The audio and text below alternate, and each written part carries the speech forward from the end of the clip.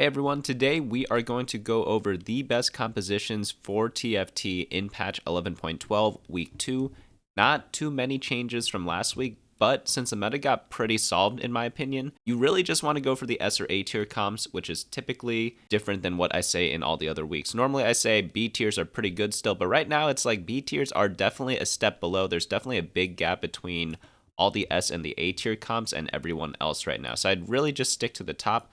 We have two Draven comps in the S tier. We have the Dawnbringer Karma, which I've done like 50 videos about already. So if you have not heard about the Dawnbringer Karma yet, I would suggest subscribing down below because I do update this tier list every single Friday. And I come out with a ton of other TFT guides, both working with other players and just from my own experience. And then in the A tier, we have Vel'Koz, Nightbringer Yasuo, and Nightbringer Aphelios. After that, in the B tier, these comps are still decent, but like, again, only go for them if you're getting absolutely free games to play them. These are Kayle Knights, Abominations, Assassins, Legionnaire, Hellion, Renewer, Skirmishers, and Varus. And then in the C tier, these are typically the do not play comps. It's Draconic Sett, Spellweaver Cavalier, Draconic Zyra, Draconic Ashe, and Vayne Reroll. Not saying you can't ever play Draconic because I did list out a lot here, but unless you're getting Draconic on stage 2-1, which is pretty rare, I tend to avoid them. Maybe that happens once every like 30 games.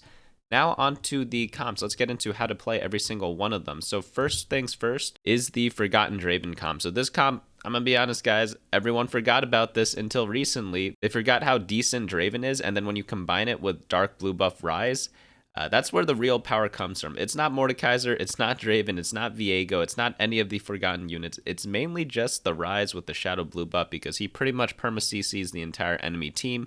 And when that happens, you could pretty much run anyone on your team and make that work. Rise works in a lot of different other compositions. So if you do have a Dark Blue buff, you can consider splashing Mystic with Rise into that team just because he's going to do a lot of perma-CC. After that, Draven, great with the Shadow Last Whisper.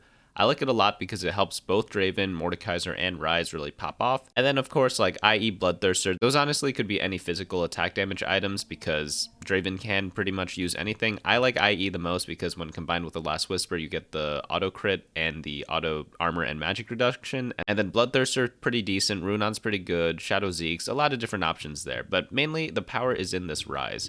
So next up, Dawnbringer Karma. If you guys want more info on this, I release a full guide on this both on my channel and on my website. But if you don't like reading guides and like watching gameplay instead, I did release like a 3-hour compilation of only playing Karma, so definitely tons of opportunities to learn there. But you guys can check out all the links here on my website, BunnyMuffins.lol/meta for the meta snapshot. Next up, we have another Draven composition. This one's kind of like the Flex Draven. You kind of run Draven, Rise, and Mordekaiser, and then just splash in any other unit. Oh, and I forgot to mention, in this first comp, like you might notice there are only 7 units here, but you typically do like a fast 8 strategy with this. The last slot's pretty flexible. You could put in either Rell, Diana, Taric, Lulu, or just a random legendary there. But back to the Flex Draven comp. Essentially with this one, you could kind of use all those units I talked about before, just splash them in. Notice how we have Taric and the Diana here. And the Lulu, so you pretty much just run whatever 2 stars you hit, again with the Mordekaiser, Draven, and Rise combination.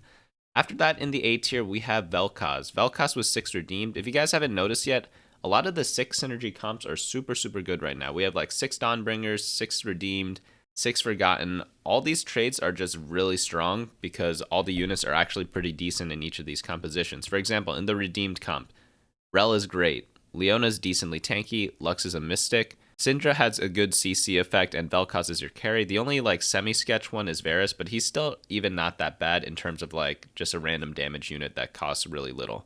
Most important thing about this comp is your Vel'Koz item. So he likes Sacrificial Jeweled Gauntlet, Spear of Shojin, and Hand of Vengeance. This gives him damage, mana regeneration, and then a bit of healing. I'd say the only replaceable item is the Hand of Vengeance, and of course you could go regular Jeweled Gauntlet instead of the Sacrificial Jeweled Gauntlet if that happens to show up in your shop. Next up, Garen works great with Mormogs. You could also put tank items on Rell because you don't always get Garen. So if I had a 2-star Rell, 1-star Garen, I might put a Gargoyle Stoneplate on my Rell because she likes to be isolated, so she takes a lot of targeting, which gives you a lot of value from the Gargoyle Stoneplate and allows her to ult repeatedly. Pretty good comp. It gives you another out if you're going ability power items, if you are going for Karma, but sometimes you just hit Vel'Koz, sometimes you hit a bunch of redeems, and then you can just pivot into this instead. Next up, we have Nightbringer Yasuo. This is just a reroll Yasuo build. You're trying to go for Yasuo 3, you're trying to go for Lee Sin 3. Lee Sin likes tank items and AP items, Yasuo likes the attack speed items. So just spread your items out accordingly, and you're going to be doing chillin' just there. Next up, we have Nightbringer Aphelios. So Aphelios, a lot of people like him. I have not found success with him personally, but pretty much every good player likes Aphelios. If you look at the data, Aphelios isn't that strong, but Aphelios is really good if you are really, really good at Aphelios, because he is a much higher skill cap composition compared to the other types of teams, and that's because you need to know how to balance between 2 and 4 Ranger, along with like the random units in your team. So right now we are showing the 4 Ranger version. We have 2 Mystics. Some people like to run 3 Mystics instead. If you want to do that, you kind of just replace Rel for someone else. I'm kind of just running like the default tank line. If you don't have Darius, Nautilus works really well, giving you Knights from Taric and Ironclad from Rel. It's not really necessary. You could replace Rel again with a Mystic if you don't really want to run her, but sometimes she just ends up in your composition because you were just running her for Ironclad before, and she's a very decent tank unit. The most important unit is, of course, Aphelios. You want to put Bloodthirster and Rageblade on him, and then Runons or Deathblade also work really well. You could actually run Deathblade instead of Bloodthirster.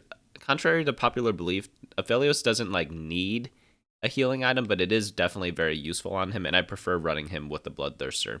And that is pretty much it for all our S and A tier comps. I'm going to do a speed run of everything else to keep this video short because, again, not much has changed from last week.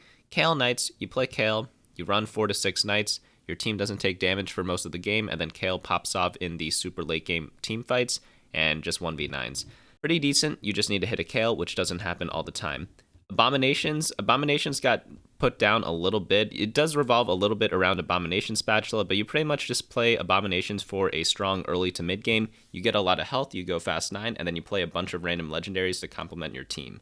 Next up, we have Assassins. Assassins are a reroll comp, so you want to do a slow roll on level 7 using Nocturne or Katarina carry. If you have a lot of attack damage items, use Nocturne. If you have a lot of mana and ability power items, use Katarina. After that, you'll want to round out your team accordingly. You could go 6 Assassin with both versions, but if you are running Katarina, you want to add in a Rise to give you Forgotten. If you're running Nocturne, you want to run Revenants such as Volibear and Ivern.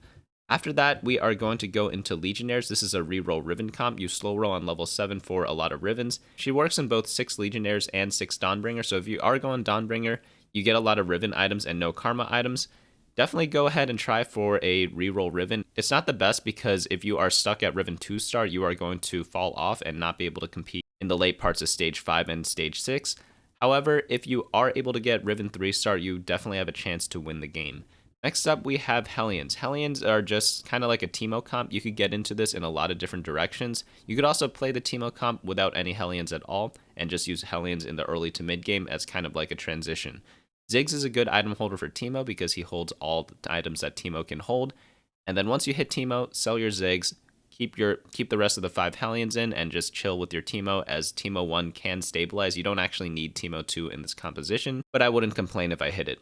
Next up, we have Coven Renewers. So essentially, this has 2 versions. You can run either Soraka carry or Vladimir carry. If you do Vladimir carry, you want to stack Archangels on him. Both work, both Dark Archangels and regular.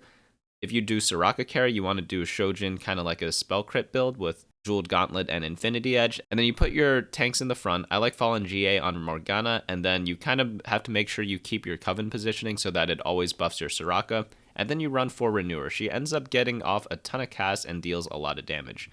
Next up, we have Skirmisher Reroll. So Skirmishers took like a turn for the weird, not necessarily for the worse, just for the weird.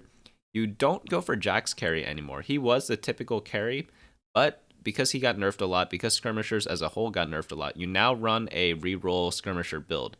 You could use Lee Sin or Nidalee carry. You could also use Kennen carry. Kennen uses stuff like Morello. Lee Sin uses ability power and tank items, and then Nidalee uses attack damage items such as Runons and Bloodthirster. Next up is Varus. Varus reroll, you reroll this on level 6. Not that great of a comp, but if you do have a ton of Varuses, if you're trying to use him as an item holder, because he is a pretty popular item holder and you just happen to hit a bunch more Varuses, you definitely can go for this comp. If you hit him 3-star, you definitely do have a good chance to win. Some people like running Pantheon with Varus because Pantheon and Varus' spell interaction has this weird thing where Pantheon ends up doing a ton of damage because it applies all the on-hit effects from Varus' ult. I personally am not that big of a fan of that variation, and I just kind of like running the standard Knights or Redeemed Varus composition, but that is totally up to you. Next up, we have the C tiers. Do not play these. Do not play Draconic unless you hit Draconic on stage 2-1, but this is a Sett build. This is a Spellweaver Cavalier build. This is a Draconic Zyra build. Draconic Ashe, and Reroll Vayne. Don't really play these comps because they just aren't that great compared to everything else. Doesn't mean you can't win with them, just means that it is harder to. So now onto Carousel Priority. I kind of like the same items from last week. Sword is necessary for all the Draven comps. It's even good in the Karma comp because you could build Spirit Shoujin from it. It depends what comps you're playing, but what you're forcing. If you obviously are forcing Karma, do not go for Sword first. You could go for Tier or the Rod, or you could check out the full item priority there if you check the guide out on my website. But Sword, pretty flexible overall because it works in most compositions. Rod builds a lot of good early game items. Oh yeah, in case you guys didn't know, I hope I updated this, but Shadow Locket of the Iron Solari is probably one of the best items in the game. I definitely need to bump it up. It's in the top right corner right now, which is like items that are all really good. But I think I need to bump it up even higher because I think this item is the best item in the game right now. If we read it right here, it says that when combat begins, the holder and all allies within 2 hexes in the same row gain 70 bonus armor and magic resist, but they gain 5 mana less per attack. So in case you guys didn't know, champions gain mana whenever they auto attack. With this one, they gain 5 less, so it goes from 10 mana per auto to 5. However, 70 bonus armor and magic resistance to 5 champions is an incredible amount. This is absolutely insane. And you just put this on your front line if you're running 5 people in the front line, and your team just becomes infinitely tankier. To put in perspective how broken this item is, let's check out other traits that give armor and magic resistance. So if we look here at Ironclad, you can see that allies gain 40 and 90 armor at 2 Ironclad and 3 Ironclad, and Locket gives 70. I know. Ironclad gives it to your entire team, but honestly, most of the people tanking are all going to be in the front line. You don't really care that much about resistances on your backline unless you're facing assassins or other team compositions that have backline access. Redeemed is another trait that gives armor and magic resist, and they give 60. I know they have a buff transfer, but again, you're talking about a 6 synergy trait versus 1 item. Not to mention, it also gives magic resist. So compared to Ironclad, it definitely is much better. And let's look at the Mystic trait. You can see here that Mystic gives 40 magic resist at 2 Mystic and then 100 at 3. But again, you're gaining 70 both armor and magic resist to 5 units from just 1 item.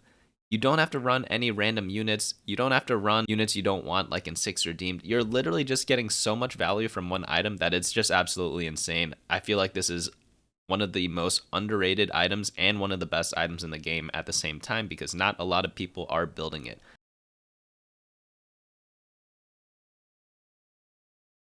Hopefully it stays that way so that we can all enjoy the benefits from it, and hopefully it doesn't face a nerf because of that as well. So that is it for my tier list today. If you guys want to sum up, like only play the S tier comps, only play the A tier comps, do not play the B and C tier comps unless absolutely necessary.